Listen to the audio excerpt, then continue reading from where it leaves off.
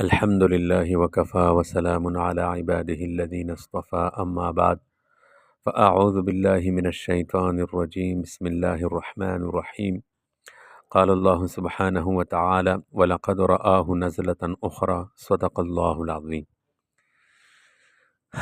آج بیان میں ہم یہ بات بتائیں گے کہ نبی پاک صلی اللہ علیہ وسلم نے اپنے رب کی زیارت معراج کے موقع پر کی ہے۔ تو دیکھو، حضرت محمد صلی اللہ علیہ وسلم نے اپنے رب کو 2 مرتبہ دیکھا ہے۔ لقد رأى ربہ مرتین۔ ترمذی شریف کی روایت ہے کہ ایک دفعہ آنکھ سے دیکھا، ایک دفعہ دل سے۔ طبرانی اور مسلم شریف کی روایت میں بھی ایسی ہی الفاظ آتے ہیں۔ حضرت عبداللہ بن عباس رضی اللہ تعالیٰ عنہ، حضرت عبداللہ بن عمر رضی اللہ تعالیٰ عنہ اور حضرت ابو ذر غفاری رضی اللہ تعالیٰ عنہ کی روایات سے بھی یہی معلوم ہوتا ہے۔ شاہ ولی اللہ محدث دہلوی رحمۃ اللہ علیہ فرماتے ہیں کہ نبی کریم صلی اللہ علیہ وسلم نے سر کی آنکھوں سے اپنے پروردگار کو دیکھا۔ امام احمد بن حنبل رحمۃ اللہ علیہ بھی اسی روایت کے قائل ہے۔ حضرت ابو ذر غفاری رضی اللہ تعالیٰ عنہ کی روایت میں ہے کہ نبی کریم صلی اللہ علیہ وسلم نے فرمایا رأیت نوراً، یہ المنہاج شرح مسلم، میں نے نوری الہی کو دیکھا۔ دوسری روایت میں ہے فسجدت لہ، میں نے سجدہ کیا۔ عبداللہ بن عباس رضی اللہ تعالیٰ عنہ کہتے ہیں کہ 2 مرتبہ روایات کا مطلب یہ ہے کہ آپ نے اللہ تعالیٰ کو ایک دفعہ آنکھ سے دیکھا اور دوسری مرتبہ دل سے دیکھا۔ حدیث پاک میں آیا ہے کہ حضرت جبرائیل علیہ السلام نے جب نبی کریم صلی اللہ علیہ وسلم کا قلب مبارک شق کیا تو کہا کہ یہ بڑا مضبوط دل ہے، اس میں 2 سننے والے کان اور دیکھنے والے 2 آنکھیں ہیں۔ گویا دل کی 2 آنکھیں بھی ہیں جن سے نبی کریم صلی اللہ علیہ وسلم کو رؤیت الہی نصیب ہوئی۔ بہرحال رؤیت ایک دفعہ آنکھ سے ہوئی، دوسری مرتبہ قلب سے ہوئی۔ یہ دونوں باتیں درست ہے اور دونوں کا منشا ایک ہے۔ چنانچہ اللہ کے محبوب صلی اللہ علیہ وسلم کو اس سے بھی اوپر بلندی عطا کی گئی۔ کتنی عطا کی گئی اس کی حقیقت کو کوئی نہیں جانتا۔ جب آپ علیہ السلام اپنے پروردگار کے سامنے اس حال میں پہنچے تو آپ علیہ السلام نے اپنے پروردگار کی حمد بیان کی اور عجیب انداز سے اپنے پروردگار کی تعریف کی۔ آپ علیہ السلام نے 3 الفاظ کہے۔ آپ صلی اللہ علیہ وسلم نے پروردگار کے سامنے عرض کیا التحیات للہ، میری جو ہے سب کی سب زبانیں تعریفیں، میری قولی عبادتیں، میرے زبان سے نکلی ہوئی حمد یہ پروردگار کے لیے ہے۔ والصلوات، اور جو میں نے بدنی عبادتی کی ہے وہ ساری کی ساری میرے پروردگار کے لیے ہے۔ والطیبات، اور جو میں نے مال خرچ کیا وہ سب کی سب مالی عبادتی بھی اے پروردگار تیرے لیے ہے۔ گویا آپ نے 3 باتیں کہیں، اے اللہ میری قول عبادتی بھی تیرے لیے، میری بدنی عبادتی بھی تیرے لیے اور میری مالی عبادتی بھی تیرے لیے ہے۔ اللہ تعالیٰ کی رحمت جوش میں آئی۔ 3 باتیں آپ علیہ السلام نے کہی تھیں، ان کے بدلے پروردگار نے بھی 3 باتیں کہیں۔ فرمایا میرے محبوب السلام علیکہ ایہا النبی ورحمۃ اللہ وبرکاتہ، آپ کے اوپر سلامتی ہو اور اللہ کی رحمتیں ہوں اور اللہ کی برکتیں ہوں۔ السلام علیکہ ایہا النبی، آپ صلی اللہ علیہ وسلم پر سلامتی ہو، ورحمۃ اللہ اور اللہ کی رحمتیں ہو، وبرکاتہ اور اللہ کی برکتیں ہو۔ جب نبی کریم صلی اللہ علیہ وسلم نے دیکھا کہ اللہ کی رحمت متوجہ ہے، سلامتی کی بات ہو رہی ہے، برکت اور رحمت کی بات ہو رہی ہے، تو نبی کریم صلی اللہ علیہ وسلم کو امت یاد آئی۔ آپ علیہ السلام نے فوراً فرمایا السلام علینا، ہم پر بھی سلامتی ہو، وعلی عباد اللہ الصالحین، اور میری امت کی جو نیک لوگ ہیں اللہ تعالیٰ کی ان پر بھی سلامتی ہو۔ قربان جائے اس نبی رحمت صلی اللہ علیہ وسلم پر جس کو پروردگار کا قرب ملتا ہے، تو اس حال میں بھی گنہگار امت کو نہیں بھولے، اس رحمت اور برکت میں امت کو بھی شامل فرما لیا۔ جب فرشتوں نے دیکھا تو حیران رہ گئے اور ان کی زبان سے یہ الفاظ نکلے اشہد ان لا الہ الا اللہ و اشہد ان محمدا عبدہ و رسولہ۔ چنانچہ جتنی گفتگو ان قرب کے لمحات میں ہوئی تھی، رب کریم نے اس کو تحفہ بنا کر اپنے محبوب صلی اللہ علیہ وسلم کو عطا فرمائی۔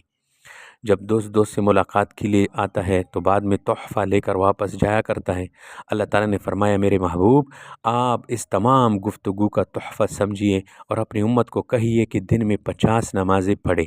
اور اس کے ذریعے گویا مجھ سے ہم کلام ہوا کرے۔ آپ علیہ السلام واپس تشریف لائے تو راستے میں حضرت موسیٰ علیہ السلام سے ملاقات ہوئی۔ پوچھا کہ اے اللہ کے محبوب صلی اللہ علیہ وسلم کیا معاملہ پیش آیا؟ فرمایا مجھے 50 نمازوں کا حکم عطا کیا گیا۔ عرض کیا میرے امت کو بھی اس طرح حکم ہوا تھا مگر وہ امت تو تھوڑا بھی نہ کر سکی۔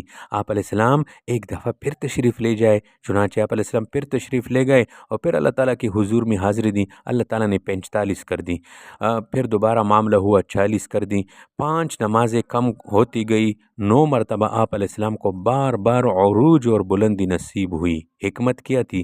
ظاہر میں نظر آتا ہے کہ نمازیں معاف ہو رہی ہے، مگر حقیقت یہ تھی کہ پروردگار دیکھنا چاہتے تھے کہ میرے بندو کل کو یہ اعتراض نہ کرے کہ عروج ایک ہی دفعہ نصیب ہوا، اب دوبارہ ان کو نصیب نہیں ہو سکتا۔ یہ میرے وہ بندے ہیں جو ایک ہی دفعہ میرے پاس نہیں آئے، اس کے لیے میرے در کھولے ہیں۔ محبوب تو جتنی دفعہ چاہے میرے پاس آ سکتا ہے، میں نے رحمت کے دروازے کھول دیے۔ چنانچہ آپ علیہ السلام 9ویں دفعہ کی بات فرماتے ہیں کہ مجھے اللہ تعالیٰ سے حیا آتی ہے کہ میں پھر جاؤں۔ اب تو فقط 5 نمازیں ہیں، چنانچہ 5 نمازوں کا تحفہ لے کر اللہ تعالیٰ کے محبوب صلی اللہ علیہ وسلم واپس تشریف لے آئے۔ جب نبی کریم صلی اللہ علیہ وسلم واپس تشریف لائے تو آپ نے فرمایا کہ میں اپنے گھر میں پہنچا، کیا دیکھتا ہوں کہ جس پانی سے وضو کیا تھا وہ اسی طرح بہہ رہا ہے، بستر کی گرمی بھی مجھے اسی طرح محسوس ہوئی۔ در حقیقت وہاں جتنا وقت لگا تھا پروردگار عالم نے نظام کائنات کو اسی جگہ روک دیا تھا۔ جب آپ علیہ السلام تشریف لے گئے تھے، آپ کائنات کے جان تھے، کائنات کا ارمان تھے۔ جب آپ ہی تشریف لے گئے تو اللہ تعالیٰ نے پورے نظام کو وہیں روک دیا۔ جب ملاقات کر کے واپس تشریف لائے تو پھر نظام وہیں سے آگے چلا۔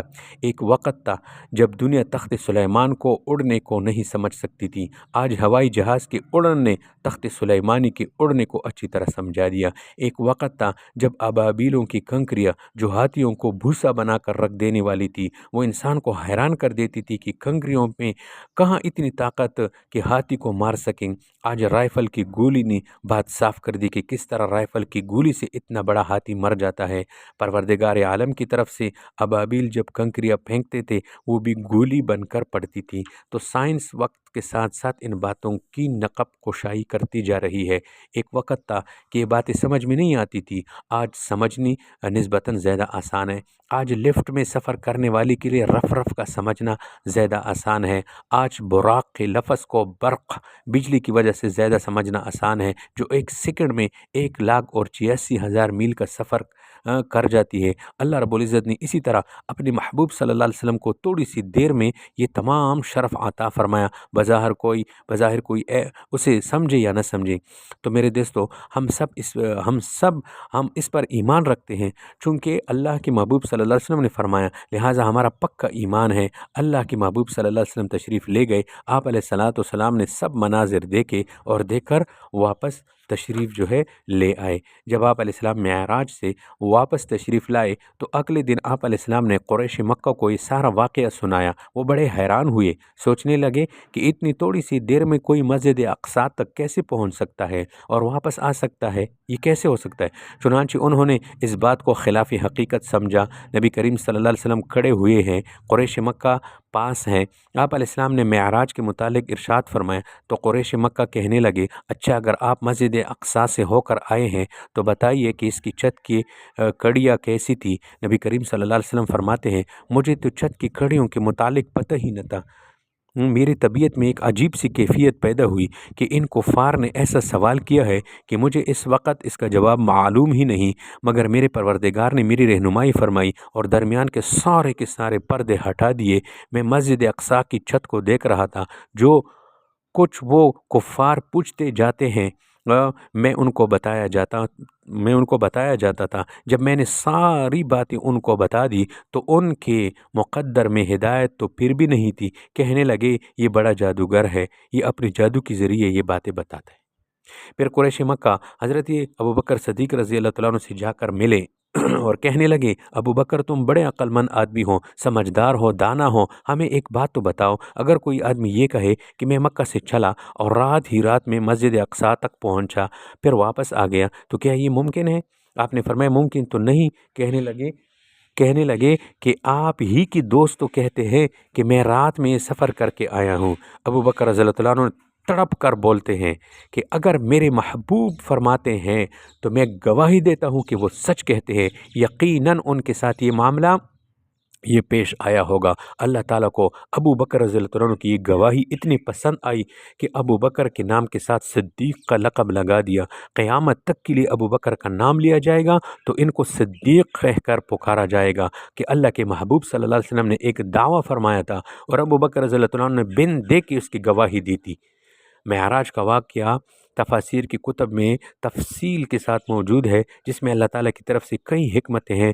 چند حکمتیں جو اللہ رب العزت نے ہمیں معراج کے واقعے میں دکھانی تھی، وہ بھی جو ہے آپ حضرات نے جو ہے اس کو سن لیا۔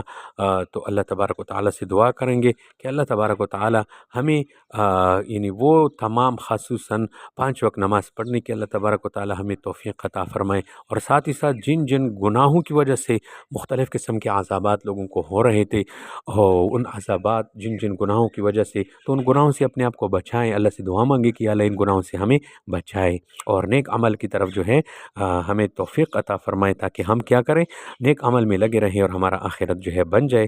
اللہ تبارک و تعالی ہم سب کو عمل کرنے کی توفیق عطا فرمائے۔ وآخر دعوانا ان الحمد للہ رب العالمین۔